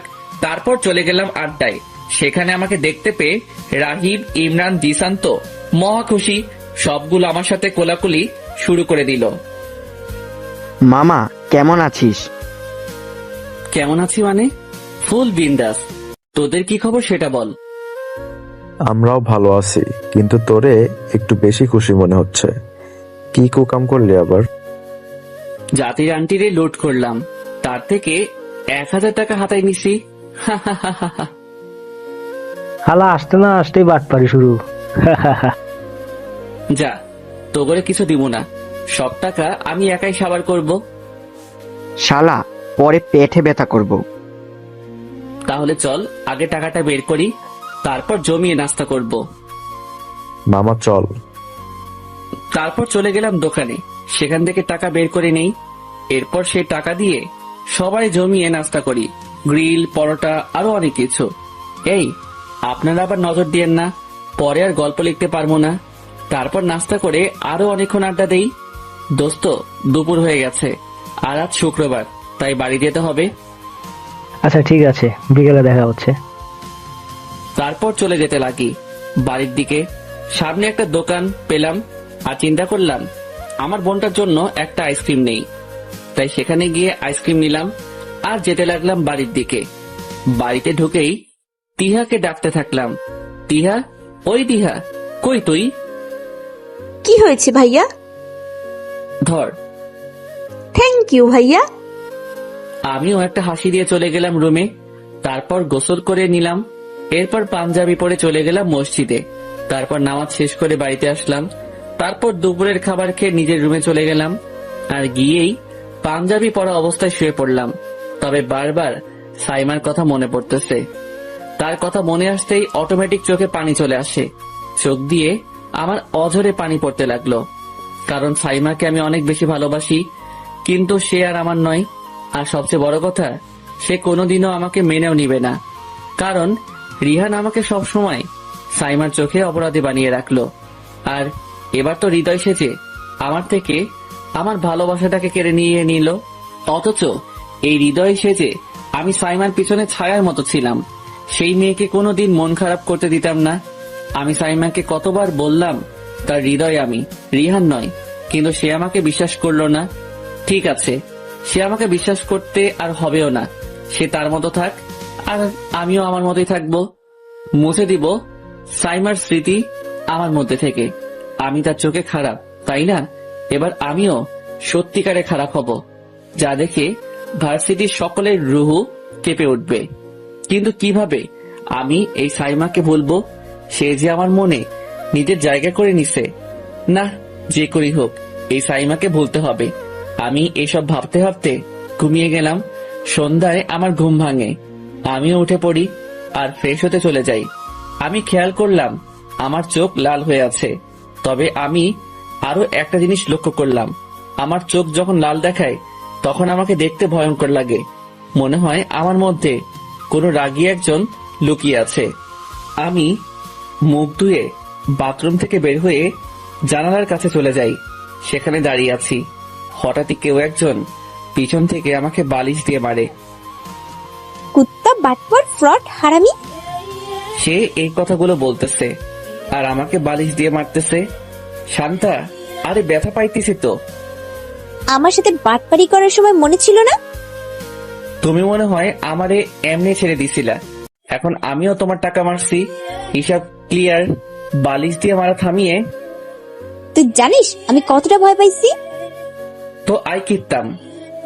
তোর কিছু করতে হবে না, আমিই করতেছি বলেই আমি কিল ঘুষি দেওয়া শুরু। শান্তা, ব্যথা পাইতেছি। তো আই কিতাম। কিছুক্ষণ মারার পরে ছেড়ে দেয় আর বলে, যা, ছেড়ে দিলাম তোকে, কিন্তু হঠাৎ এলাকায় আসলি যে? এই এলাকা কি তোর শ্বশুরের নাকি যে আমি আসতে পারবো না? আমার ইচ্ছা হয়েছে তাই আসলাম, কিন্তু তুই আমার বাসায় কখন আসলি? দুপুরে আন্টি ফোন দিছিল, উনি বলছে তুই নাকি আসছিস, তাই আমিও বিকালে তোর বাসায় আসছিলাম। মনে করলাম তোর সাথে গল্প করব, কিন্তু তুই তো ঘুমের দেশে চলে গেছিস, তাই আর ডিস্টার্ব করি নাই। আচ্ছা দাদা, আমি পাঞ্জাবিটা খুলে গেঞ্জি পরে নেই, তারপর নিচে যাব। আমি বাথরুমে গিয়ে পাঞ্জাবি খুলে টি শার্ট পরে নেই, তারপর বলি চল নিচে যাব। চল। তারপর আমরা নিচে গেলাম। সেখানে শান্তার মা আর শান্তার বোনকে দেখলাম। আমি সেখানে গিয়ে সালাম দিলাম। আসসালামু আলাইকুম আন্টি, কেমন আছেন? এই তো ভালো, তুমি কেমন আছো? জি আন্টি, আমিও ভালো আছি। তারপর সেখানে বসে নাস্তা করতে করতে তাদের সাথে অনেকক্ষণ আড্ডা দিলাম। আচ্ছা ভাবি, আজ তাহলে আমরা আসি, অনেক রাত হয়ে গেছে। আরে রাতের খাবারটা খেয়ে যান। আজ না, অন্য কোনো দিন। আজ তাহলে আসি। আচ্ছা ঠিক আছে। তারপর আম্মু আমাকে বলে, অন্তর, ওনাদের বাড়ি পর্যন্ত দিয়ে আয়। জি আম্মু। তারপর তাদের নিয়ে বাড়ি থেকে বের হলাম আর চুপচাপ তাদের সাথে যেতে লাগলাম। তারপর শান্তাদের বাড়ির সামনে চলে আসি। অন্তর, চলো আজকে আমাদের সাথে রাতে খাবার খাবে। না আন্টি, অন্য কোনো দিন, আজ আমার কাজ আছে। আম্মু, তোমরা ভিতরে যাও, আমার অন্তরের সাথে কিছু কথা আছে। আচ্ছা ঠিক আছে। তারপর শান্তার মা আর বোন চলে যায়। এরপরে শান্তা বলে ওঠে, এই, তোর কি হয়েছে বলতো? কই কিছুই তো হয় নাই। দেখ, কিছু তো একটা হয়েছে, নইলে তুই আমাকে এইভাবে শান্তিতে থাকতে দিতি না। বলতো কি হয়েছে তোর? মন মরা কেন তুই? আরে আমি ঠিক আছি, শুধু মাথা একটু ব্যথা করতেছে আর কি। আচ্ছা তাহলে বাড়ি যা আর গিয়ে রেস্ট নে। আচ্ছা তাহলে পরে কথা হবে, বাই। বাই। তারপর শান্তা চলে গেল আর আমিও এবার একা একা রাস্তায় হাঁটতে লাগলাম। মাথায় বারবার এই সাইমার কথাই আসতেছে। এই মেয়েটার স্মৃতিগুলো কি আমাকে শান্তিতে থাকতেও দিবে না নাকি? কেন আমার মস্তিষ্কে তার স্মৃতিগুলো আঁকড়ে ধরে আছে? আর কিছুই ভালো লাগতেছে না। যখনই এই মেয়েটার কথা মনে আসে, অজান্তেই আমার চোখ দিয়ে পানি পড়তে লাগে। নির্জন রাস্তায় আমি একা একা হাঁটছি আর চোখের পানি ফেলছি। আজ সত্যি কলিজাটা ফেটে যাচ্ছে, কিন্তু আমার কষ্ট বোঝার মতো এখন কেউ আমার পাশে নেই। হাঁটতে হাঁটতে আরো এক নির্জন জায়গায় চলে গেলাম, তবে সেদিকে আমার খেয়াল নেই। হঠাৎ একজন আমাকে এসে বলে, এই যা আছে সব বের কর, না হলে ছুরি পেরে ঢুকিয়ে দেবো। আমিও আমার পকেট থেকে সুন্দর করে আমার নর্মাল ফোন আর মানিব্যাগটা বের করে দিয়ে দেই। এরপর আবার হাঁটতে লাগি। এখন আমার এমন অবস্থা হয়ে গেল যে কেউ আমাকে যদি মেরেও ফেলে, আমি তার দিকে ফিরেও তাকাবো না। সে ছেলেটা আবার আমার কাছে আসে আর আমার সামনে দাঁড়িয়ে যায়। তাকে বলি, দেখেন ভাই, আমার কাছে আর কিছুই নেই, যা ছিল সব দিয়ে দিছি, এবার আমাকে একা ছাড়েন। কিন্তু ছেলেটা আমার সামনেই দাঁড়িয়ে আছে। ভাই বললাম তো, আমার কাছে আর কিছুই নেই, শুধু একটা ভাঙা মন আছে, সেটা নিবেন? যদি নিতে চান নিয়ে যান, আমি আপনাকে কিছুই বলবো না। আর যদি আমাকে মেরেও ফেলতে চান, তাহলেও আমার কোনো অভিযোগ নেই, আমাকে মেরে ফেলেন, তাতে আপনারই লাভ হবে। আমার শরীরের অঙ্গ প্রত্যঙ্গ নিয়ে বাজারে বিক্রি করে দিয়েন। বলেই কান্না করতে করতে রাস্তার মাঝখানে বসে পড়লাম। আমি কান্না করেই যাচ্ছি। ছেলেটা বলে ওঠে, ভাই আমি ছিনতাইকারী হতে পারি, কিন্তু এতটাও নিকৃষ্ট মানুষ নই যে আপনার কষ্ট দেখে আপনাকে এভাবে মেরে ফেলবো বা আপনার ক্ষতি করব। আপনাকে দেখে মনে হচ্ছে আপনার ভালোবাসা আপনাকে ছেড়ে চলে গেছে, তাই তো? আমি ছেলেটার দিকে তাকিয়ে আছি। ছেলেটা আমাকে ধরে রাস্তার এক কোণায় নিয়ে যায় আর বসিয়ে দেয়, আর সেও আমার পাশে বসে আর বলতে লাগে, আপনার কষ্ট আমি বুঝি ভাই। আসলে এই দুনিয়ায় না, ভালোবাসা আমাদের জন্য নয়। আমরা যাদের মন থেকে বেশি ভালোবাসি তারাই আমাদের সব থেকে বেশি কষ্ট দেয়। আমিও আপনার মতো পরিস্থিতির শিকার হয়েছি। আমার ভালোবাসাও আমাকে ছেড়ে চলে যায়, কারণ আমি মধ্যবিত্ত বলে। আমার না ছিল ভালো চাকরি, না ছিল একটা ভালো ঘর, কিন্তু আমি প্রতিনিয়ত তার আবদারগুলো পূরণ করার চেষ্টা করতাম। কিন্তু সে আমাকে বুঝলো না। সে আমার ভালোবাসা নিয়ে ছিনিমিনি খেলেই গেল, কিন্তু আমি তাকে পাগলের মতোই ভালোবাসতাম।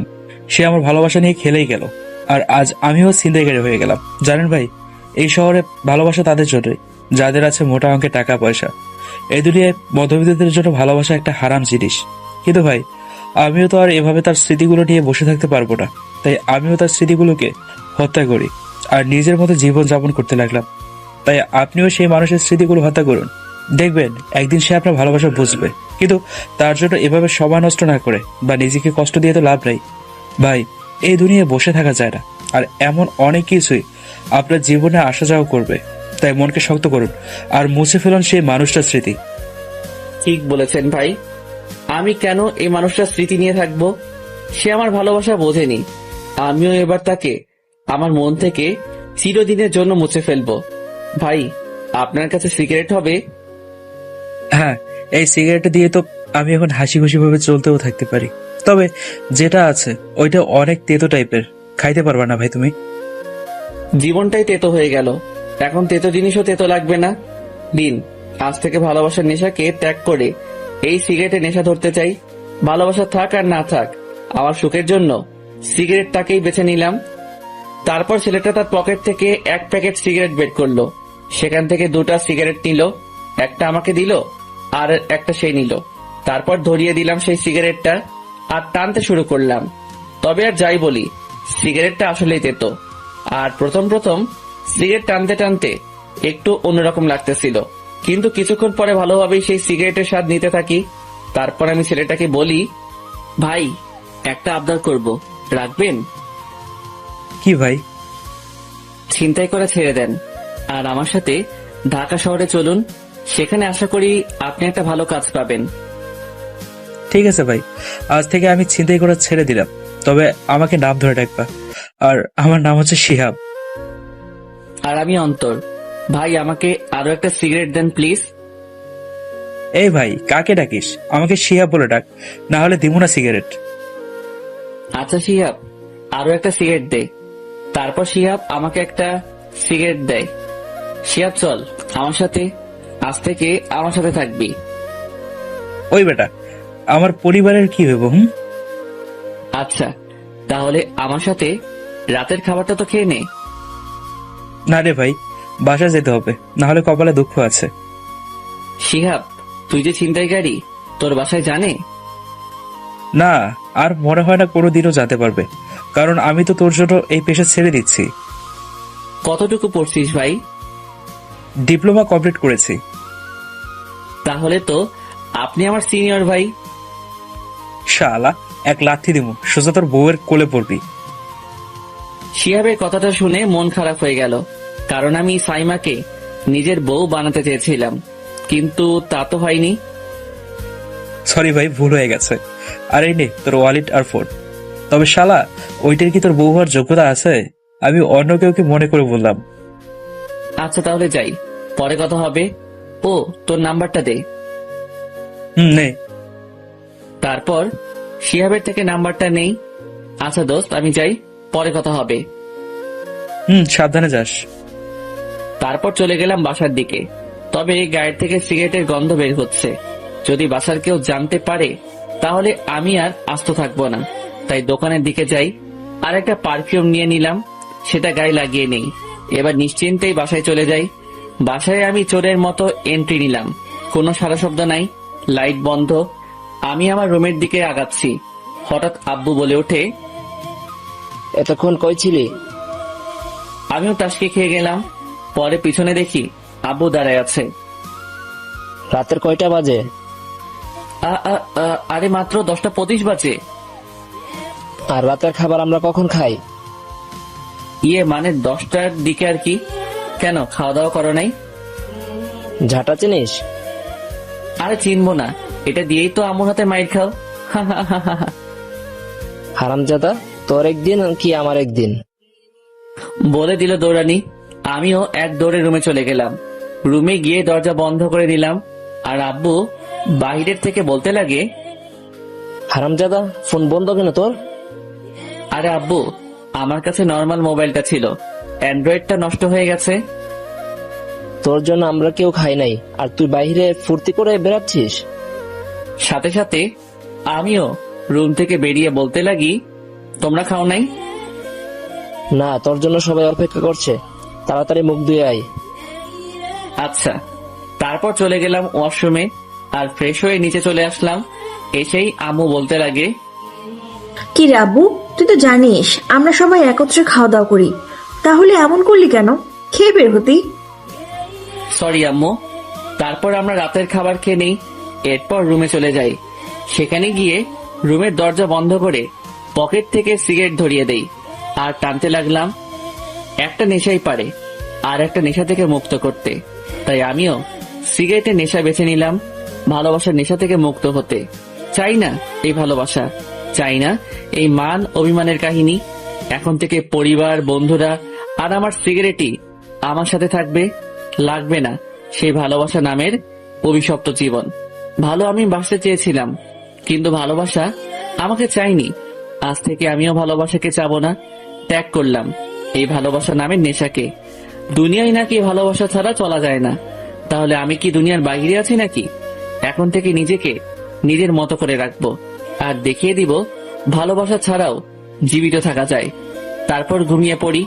এভাবে পরিবার, এলাকার বন্ধুদের আর সিগারেটকে নিয়েই 5 দিন কাটিয়ে দিলাম। 5 দিন পর, হ্যালো শিহাব, ব্যাগ গুছাইছিস? বাবা গোছাচ্ছি তো। বাস কয়টায়? 10টায়। ওকে, আমি স্টেশনে অপেক্ষা করব। ঠিক আছে, সময় মতো স্টেশনে পৌঁছে যাইস, আমিও চলে আসবো। রাখি, ভালো থাকিস। ওকে ভাই। তারপর ফোনটা কেটে দিলাম। আমি ব্যাগ গোছাচ্ছি, তখনই আমার বোন তিহা আসে আর বলে, ভাইয়া আজকেই চলে যাবি? হ্যাঁ রে, ক্লাস আছে তাই যেতে হবে। তাই বলে মন খারাপ করবি নাকি? ভাইয়া কি চিরদিনের জন্য চলে যাচ্ছে নাকি? ভাইয়া উল্টোপাল্টা কথা বলবি না। আচ্ছা শোন, আম্মু আব্বুকে জ্বালাইস না, তাদের কথা শুনবি আর পড়াশোনা ভালোভাবে করবি, কেমন? আর নিজের খেয়াল রাখবি। তুই তোর খেয়াল রাখিস ভাইয়া। তারপর বোনের সাথে কথা শেষ করে আম্মু আব্বুর থেকে বিদায় নিয়ে চলে গেলাম বাস স্টেশনে। সেখানে হারামিগুলো উপস্থিত। বাবা তোরা সাবধানে যাইস। তাহলে আবার আসমো, আবার সবাই এর পিছনে আগুন লাগামো। আরে বেটা চিল কর, আমরা ঠিকভাবেই যাব। বাসে হর্ন দিল, মানে বাস ছেড়ে দিবে। আচ্ছা দোস্তরা, আমরা আসি, ভালো থাকিস তোরা। তোরাও ভালো থাকিস আর নিজেদের খেয়াল রাখিস। তারপর আমি আর শিহাব বাসে উঠে পড়ি, আর সাথে সাথে বাস ছেড়ে দেয় তার গন্তব্যের উদ্দেশ্যে। বাস চলছে আপন গতিতে, আর আমিও সেই 5টা দিনের কথা মনে করতে লাগলাম। কিভাবে যে দিনগুলো কেটে গেল। আসলে আপন মানুষগুলোর সাথে দিন কাটালে দিন যে কখন চলে যায় তা মনেও থাকে না। তাদের সাথে হাসি ঠাট্টায় মেতে থাকতাম, আর যখনই আমার সাইমার কথা মনে পড়তো বা ডিপ্রেশনে থাকতাম, তখনই শিহাব আমার পাশে থেকে আমার খেয়াল রাখতো। আসলে বলতে গেলে শিহাব আমার শুধু বন্ধুই না, সে আমার ভাইও বটে। কারণ সে আমার সব সময় খেয়াল রাখতো, পাশে থাকতো। কারণ সেও ভালো করেই জানে আমার অবস্থা কেমন ছিল। শিহাবের ব্যাপারে যত বলবো ততই কম হয়ে যাবে। শালার মতো মানুষ হয় না, কিন্তু সবচেয়ে অবাকের বিষয় হলো তার ভালোবাসার মানুষটাই তাকে বুঝতে পারলো না। ছেলেটা ছিনতাইকারী হয়েও কোনো দিনও কারো ক্ষতি করে নাই, শুধু ভয় দেখিয়েই ছিনতাই করত। আর আজ আমরা একে অপরের ভাইয়ের মতোই হয়ে গেলাম। এখন আমার মনে সাইমা নামের কেউ আর অবশিষ্ট নেই। তার একমাত্র কারণই হচ্ছে শিহাব আর সিগারেট। দুজন একত্রে হলেই ধরিয়ে দেই সিগারেট, আর এক টানের সাথে সাথে সকল চিন্তা, ডিপ্রেশন গায়েব। যাক, ভালোই হলো সিগারেটের নেশা করলাম। তবে আমি সাজেস্ট করব আপনারা আবার সিগারেট খাওয়া শুরু করে দিয়েন না। অনেকেই এই সিগারেট জিনিসটা শখের বসে খায়, আর অনেকেই নিজের আবেগ কষ্ট লুকিয়ে রাখতে সিগারেট খায়, যেমনটা আমি আর শিহাব করতেছি। আর এই 5টা দিনে একবারও আমি আমার অ্যান্ড্রয়েড ফোনটা অন করিই নাই, কারণ তার প্রয়োজনই পড়ে নাই। দেখলাম শালা শিহাব ঘুমায় গেছে, আমিও চিন্তা করলাম একটা ঘুম দেই। তাই আমিও নিজের সিটে বসেই দিলাম লম্বা একটা ঘুম। রাত 2:30 বাজবে মনে হয়। বাস বিরতির জন্য থামলো। থামার সাথে সাথেই আমার ঘুমটা ভেঙে যায়। যেহেতু বাস থামছে তাই আমিও উঠে যাই আর শিহাবকে ডাক দিলাম, শিহাব ওই শালা ওঠ। কি হয়েছে মামা? শালা বাস বিরতির জন্য থামছে, তাই যা ফ্রেশ হয়ে আয়। আমার কথা শুনে শিহাব উঠে গেল, আর আমরা দুজনেই বাস থেকে নেমে চলে গেলাম ফ্রেশ হতে। তারপর শিহাব গেল বাসের মধ্যে, আর আমি কিছু খাবারের জিনিস নিয়ে নিলাম দুজনের জন্য। আমি বাসে উঠে দেখি শালা আবার ঘুম, তাই আমি তার খাবার আমার ব্যাগে রেখে দেই, আর আমি নিজেরটা খেয়ে নেই। তারপর আবার দিলাম ঘুম। সকালে ভোরে বাস ঢাকায় পৌঁছে, আর বাস থামা মাত্রই কন্ট্রাক্টর আমাদেরকে ডাক দেয়, আর আমরা ঘুম থেকে উঠে পড়ি। তারপর আমাদের ব্যাগ নিয়ে চলে গেলাম সিএনজি স্ট্যান্ডে, আর সেখান থেকে সিএনজি নিয়ে সোজা আমার মেসের সামনে। তারপর দুজনে মেসে ঢুকে যাই। শিহাবের তো ঘুমের 12টা বেজে গেছে, তাই শালা আমার বেডে শুয়ে ঘুমিয়ে পড়ে। আর আমি যেহেতু জেগেই আছি, তাই ফজরের নামাজটা পড়ে নেই। তারপর আমি একটু বাইরে গেলাম হাঁটতে, আবার সেই ঢাকায় ফিরলাম। রাস্তায় হাঁটতেছি আর মনের ভিতরে শান্তি অনুভব করতে লাগলাম। আসলে এতদিন আমার মনটা অনেক ভারী মনে হতো, কিন্তু শিহাব আমার মনটা হালকা করে দিল। সে আমার ডিপ্রেশনের সময় আমার পাশে ছিল আর আমাকে ফুল সাপোর্ট করলো। শালারে যে পাবে সে সত্যি অনেক ভাগ্যবতী হবে। অনেকক্ষণ বাইরে ঘুরে আবার ম্যাসে চলে আসলাম। তবে আজকে ভার্সিটি যাইতে হবে, তাই ব্যাগ গুছিয়ে নিলাম। এরপর ব্রেকফাস্ট রেডি করে নিলাম। তারপর শিহাবকে ডাক দিলাম, শিহাইব্বা কিরে বেটা, আর ঘুমানো লাগবো না, উঠ বেটা। মামা আরো একটু ঘুমাতে দে প্লিজ। শালা জব ইন্টারভিউ কি আমি দিব নাকি? উঠ শালা, উঠে ফ্রেশ হয়ে নে, তারপর ইন্টারভিউতে যা। শিহাবরে কোনো মতে তুললাম। তারপর শালা গেল ফ্রেশ হইতে, আর আমিও চিন্তা করলাম আমার অ্যান্ড্রয়েড ফোনটা অন করি। তাই আমার নর্মাল সেট থেকে সিমটা খুলে আমার অ্যান্ড্রয়েড ফোন লাগিয়ে নেই, কারণ আমার এই সিমটাও অনেক কাজের। তারপর ফোনটা অন করে নিলাম এবং আমার স্টাডি টেবিলের উপর রেখে দিলাম। তারপর শিহাব আসে আর আমরা নাস্তা করে নিলাম।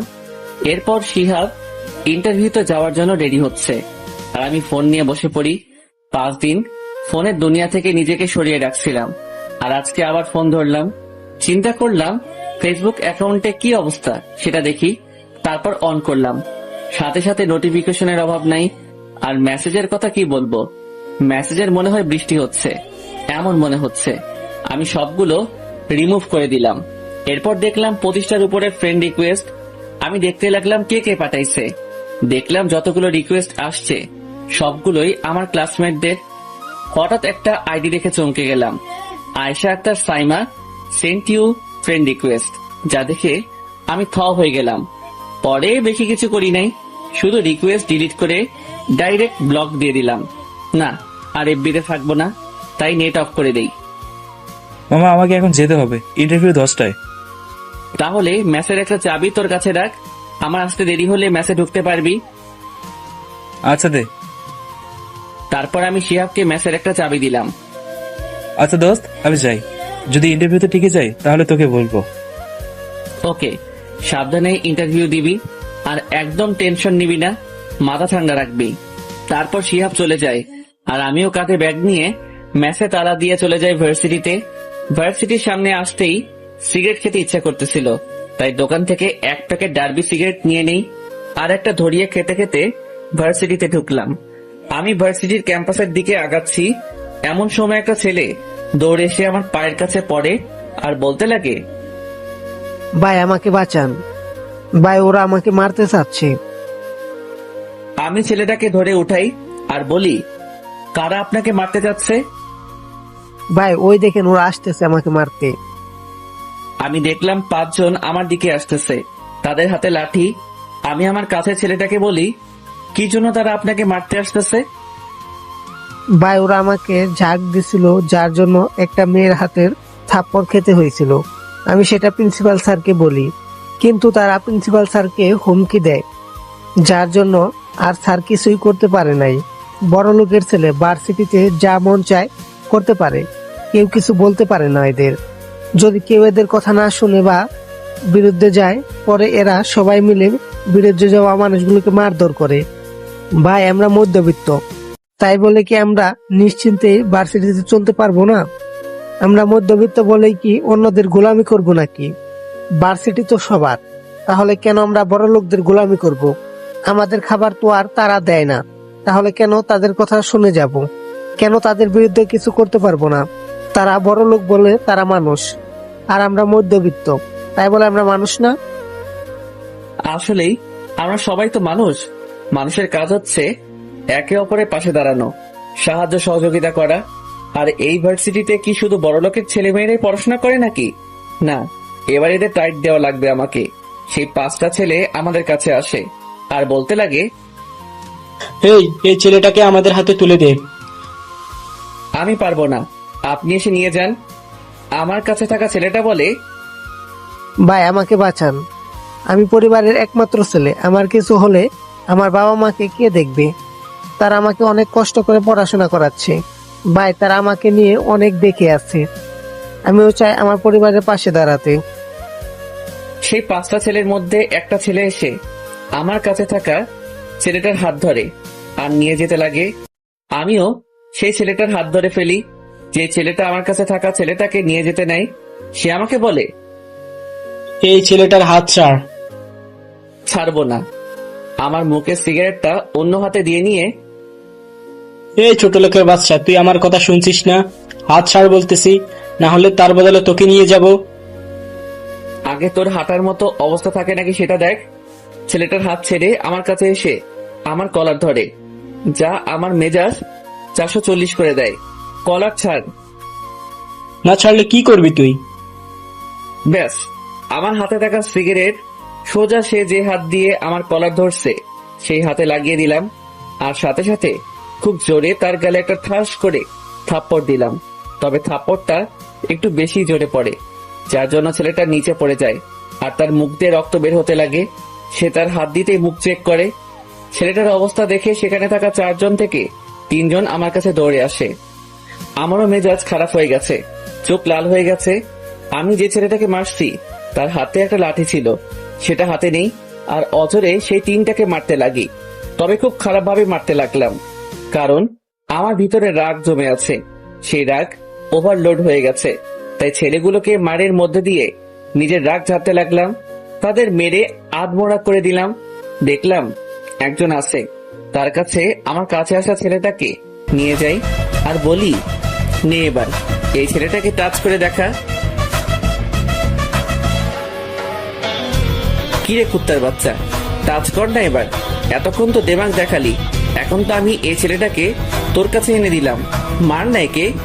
কিন্তু ছেলেটা চুপ করে আছে, আর তার চোখে আমি ভয় দেখতে পাচ্ছি। আর খেয়াল করলাম ভার্সিটির সবাই আমার দিকে তাকায় আছে এবং তাদের চোখেও ভয় দেখতে পাচ্ছি। এতদিন ভার্সিটির সবাই আমাকে অজান্তেই খারাপ হিসেবে চিন্তা করত, কিন্তু আজ তারা আমার এই রূপ দেখে অনেক ভয় পেয়ে গেল। আসলে কিছুক্ষণ আগে আমি যাদের মারছি তাদের খুব খারাপ ভাবে মারছি, আর যারে থাপ্পড় দিছি আমার মনে হয় তার মারির দাঁত নড়ে গেছে। আমি সেই ছেলেটাকে বলতে লাগি, এই বড় লোকের বাচ্চা, ভার্সিটি কি তোর একার নাকি, নাকি তোর বাবা এটা শুধু তোর জন্য বানাই দিয়ে গেছে? এই ভার্সিটিতে যারা পড়ে সকলের অধিকার আছে নিজের মতো করে ভার্সিটিতে চলার, কিন্তু তোদের মতো বড় লোকেরা আমাদের মতো মধ্যবিত্তদের নিজের চাকর বানিয়ে রাখতে চাস। আমরা কি তোদের দেওয়া খাবার খাই নাকি, নাকি তোরা আমাদের বাসায় গিয়ে খাবার দিয়ে আসিস? এটা যদি বড় লোকদের ভার্সিটি হতো তাহলে তোরা যা মন চাই করতি, আমরা কিছুই বলতাম না। কিন্তু এই ভার্সিটিতে ধনী গরিব মিলে সবাই পড়ে, তার মানে এই না যে তোর চাকর হওয়ার জন্য আমরা ভার্সিটিতে আসছি। কি মনে করিস নিজেদের টাকা আছে বলে টাকার অহংকারই দেখাবি? যদি এতই টাকা থাকে তোদের তাহলে নিজেদের ভার্সিটি বানা আর সেখানে গিয়ে পড়। এখানে মরতে আসছিস কেন? আর টাকা আছে বলে কি যা ইচ্ছে তাই করবি নাকি? আর তোরা নাকি প্রিন্সিপাল স্যারকে ধমকাইছিস। এই কোথায় বাচ্চা, প্রিন্সিপাল স্যার কি লাগে তোদের? এত বড় হয়েও মুরব্বীদের সম্মান করতে শিখলি না? জানি না বাড়িতে মা বাবার সাথে কেমন আচরণ করিস তোরা। টাকা পেয়ে শিক্ষা ভুলে গেছিস তাই না? আর ভার্সিটি আসিস কি গুন্ডামি করতে? এতদিন আমি এই ভার্সিটিতে আছি, বিনা কারণে আমাকেও সকলের সামনে খারাপ বানানো হয়েছে। আমি কিছুই বলি নাই, কারণ আমি কিছু করলে প্রিন্সিপাল স্যারের উপরে প্রেশার আসবে। কিন্তু তোরা স্যারের সাথে অসভ্যতামি করলি, আবার স্টুডেন্টদের সাথে চাইছে তাই করতেছিস। এটা তো আর মেনে নিতে পারবো না। আর এখানে তো আর শুধু বড়লোকের ছেলেমেয়েরা পড়ে না, এখানে মধ্যবিত্ত নিম্নবিত্ত সকলে মিলেমিশে পড়তে আসে। কিন্তু তোদের মতো মানুষগুলোর জন্য এরা শান্তিতে থাকতেও পারে না। এতদিন আমি চুপ ছিলাম, কিন্তু এবার তোরা লিমিট ক্রস করে ফেলছিস। এতদিন ভালো হয়ে সকলে আমাকে খারাপ হিসেবে চিনত, কিন্তু আজ থেকে এই অন্তরের খারাপ রূপটাই দেখবি। তোদের মতো মানুষগুলোর জন্য এই অন্তর এবার খারাপ রূপ নিল, আর এই রূপ তোদের রুহু কাঁপাই দিবে। আমি দেখলাম প্রিন্সিপাল স্যার আমার কাছে আসতেছে, তাই আমিও ছেলেটার কলার ধরে স্যারের কাছে নিয়ে ছুঁড়ে মারি আর বলি, স্যারের পায়ে ধরে ক্ষমা চেতে শুরু কর, না হলে আর একটু আগে তোর পার্টনারগুলোরে যা মারছি তার থেকে আরো খারাপ কিছু করব তোর সাথে। ক্ষমা চাওয়া শুরু কর। ছেলেটা সাথে সাথে স্যারের কাছ থেকে ক্ষমা চাওয়া শুরু করে দিল, আর আমিও দেখলাম ভার্সিটির সকল স্টুডেন্ট আমার দিকে তাকায় আছে। তাই আমিও ভার্সিটির সকলের উদ্দেশ্যে বলতে লাগি, আপনাদের সকলের উদ্দেশ্যে বলতেছি, এখন থেকে যদি কেউ আপনাদের সাথে কোনো অন্যায় করে কিংবা কেউ আপনাদের সাথে কোনো প্রকার খারাপ ব্যবহার করলে শুধু একটিবার আমাকে বলবেন। আমি জানি আমি খারাপ, তার মানে এই না যে আমি অন্যদের ক্ষতি করব, বরং আমি তাদের পিছেই পড়ব যারা অন্যদের পিছে পড়বে। আর এখন থেকে ধনী গরিবের ভেদাভেদ বন্ধ করে দিন, কারণ আমরা এখানে পড়তে আসছি, ভেদাভেদ বানাতে নয়। আর যারা আমার বিরুদ্ধে যাবেন যান, পরে নিজেরাই পস্তাবেন। আমাকে যদি এই ভার্সিটি থেকে বের করে দেওয়ার পরিকল্পনাও করে থাকেন করেন, তাতে আমার কিছুই আসে যায় না। কিন্তু এখন থেকে এই ভার্সিটিতে যদি কাউকে গুন্ডামি করতে দেখি, তাহলে আজকে এদের যা হাল করলাম তার জন্য এর থেকেও ভয়ঙ্কর কিছু করব। আর অনেক মানুষ দেখলাম যারা অন্যদের কথা শুনে মানুষকে মূল্যায়ন করে। আপনারা ভুলেও এমন হবেন না। হতে পারে আপনারা যাকে খারাপ হিসেবে চিনেন আসলে সেই প্রকৃত ভালো, তাকে আপনাদের সামনে খারাপ বানানো হয়েছে। আর মানুষ খারাপ হয় তার কর্মে, বললেই সে খারাপ হয়ে যায় না। আর অন্ধবিশ্বাস দূর করুন, মানুষের কথা শুনে অন্যকে দোষ দিবেন না। আগে তার সম্পর্কে ভালো করে জানুন, শুনুন, তারপর মানুষটাকে মূল্যায়ন করবেন।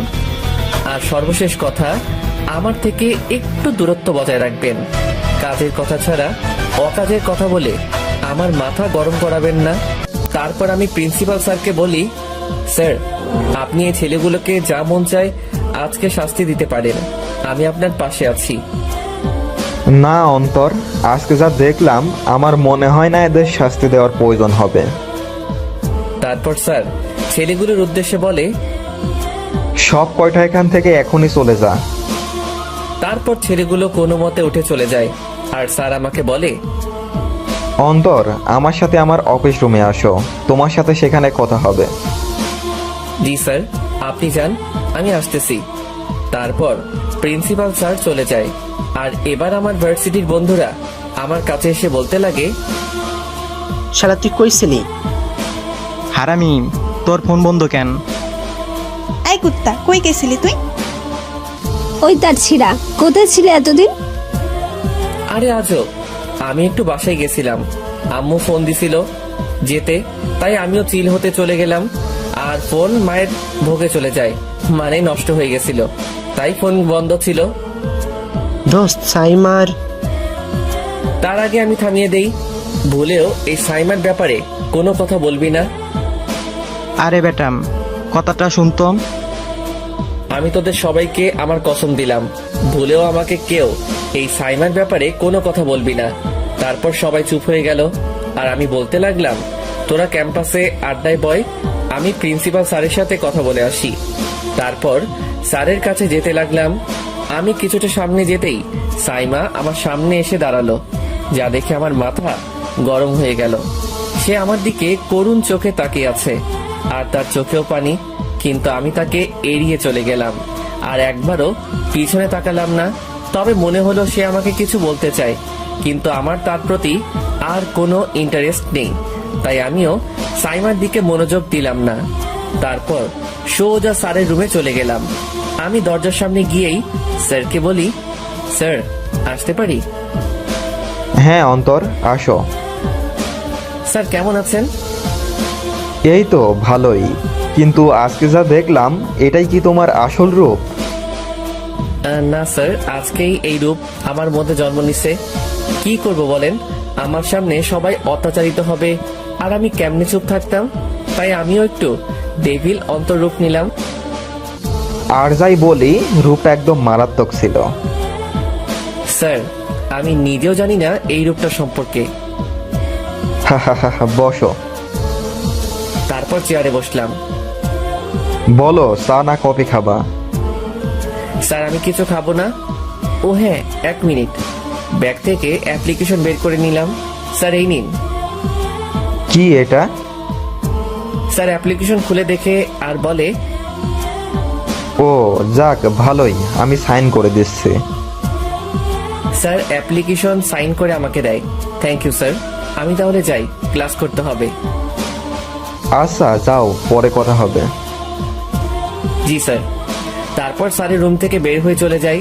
পরে সব বন্ধুদের ইশারা দিয়ে বলে দেই ক্লাসে আসতে, আর আমিও ক্লাসে চলে যাই। আমি ক্লাসের দরজায় আসতেই ক্লাসের ভিতরে যারা ছিল সবাই আমাকে ড্যাব ড্যাব করে দেখতে লাগলো।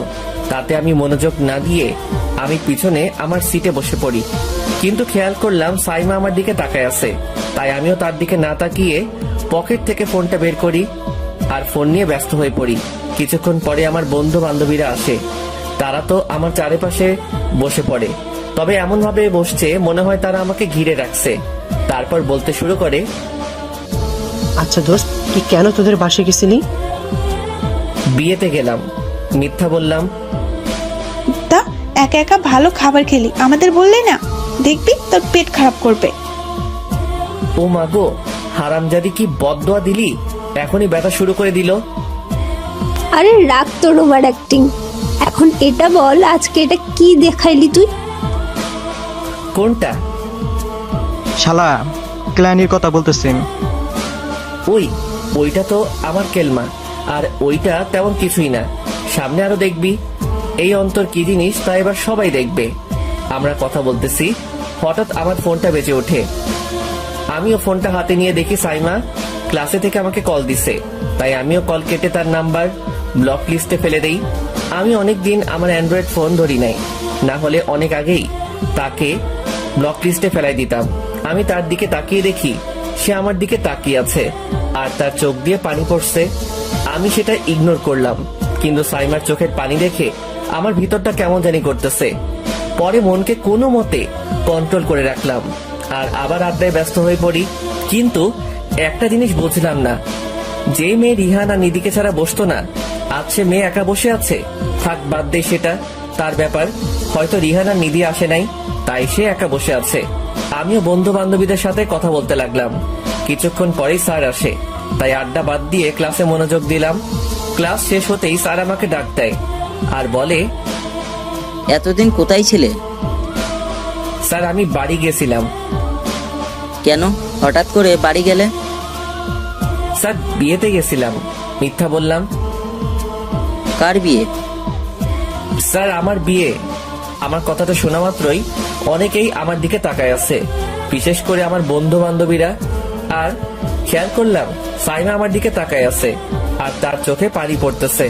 পরে স্যারকে বলি, আরে স্যার, আমার খালাতো বোনের বিয়েতে গেছি, তবে স্যার সেখানে মেয়ে দেখে আসছি বিয়ে করার জন্য, তবে আপনার সাহায্য লাগতে পারে। কি সাহায্য লাগবে আবার তোমার?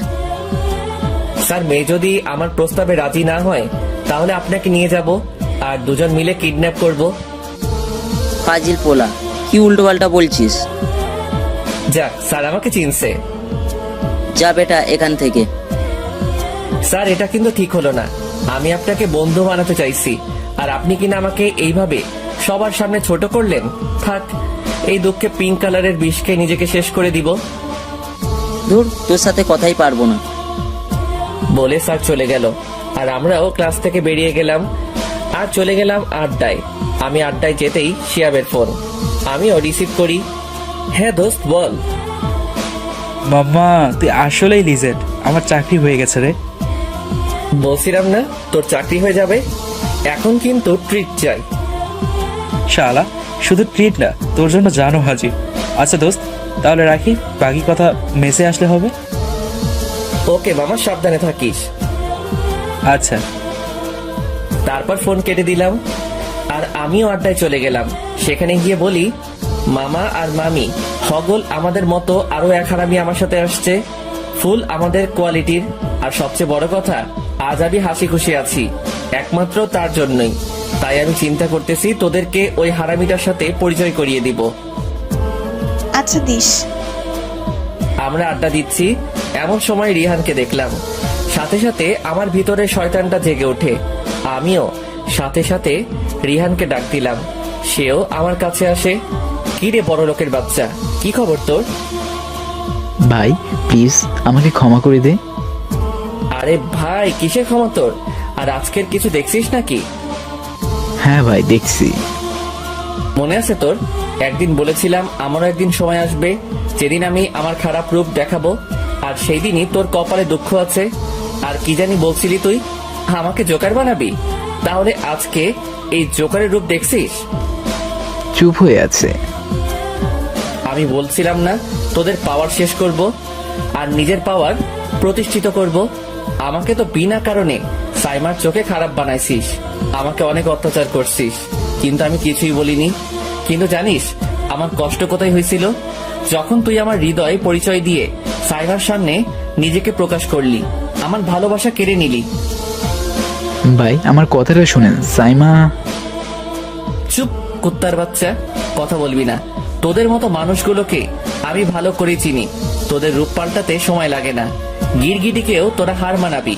এখন সুন্দর করে যা, আর আমার জন্য 1 প্যাকেট ডার্বি সিগারেট নিয়ে আয়। রিহান মাথা নিচু করে চলে গেল এবং কিছুক্ষণ পরে সে সিগারেট নিয়ে আসে। কিন্তু একটা জিনিস বুঝলাম না আমি, রিহানকে সাইমার থেকে দূরে দেখতেছি কেন? কেসটা কি? থাক, সেটা তাদের ম্যাটার, আমার না।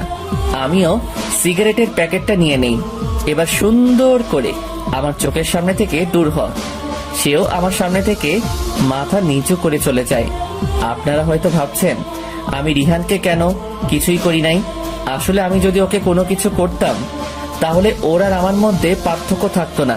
ও ক্ষমতা পেয়ে আমার সাথে খুব খারাপ ব্যবহার করছে, কিন্তু আমিও ক্ষমতা পেয়ে তার মতো আচরণ করতে পারবো না, কারণ তার মধ্যে হয়তো মনুষ্যত্ব নাই, কিন্তু আমার মধ্যে আছে। আমিও এবার প্যাকেট থেকে সিগারেট বের করে ধরিয়ে দিলাম। আমার সিগারেট খাওয়া দেখে আমার বন্ধু বান্ধবীরা আমার দিকে হা হয়ে আছে। কি রে, কি দেখছিস তোরা? দোস্ত তুই সিগারেট খাস? খাই। কবে থেকে?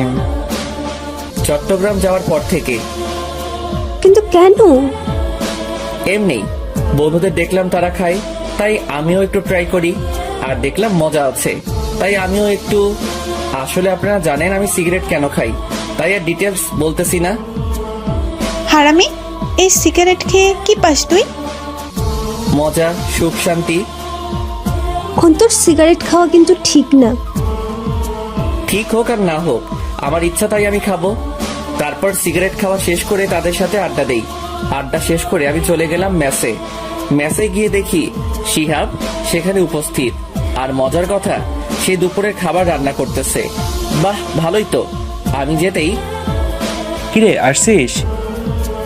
আমি তোর কাজ দেখে শিহরিত।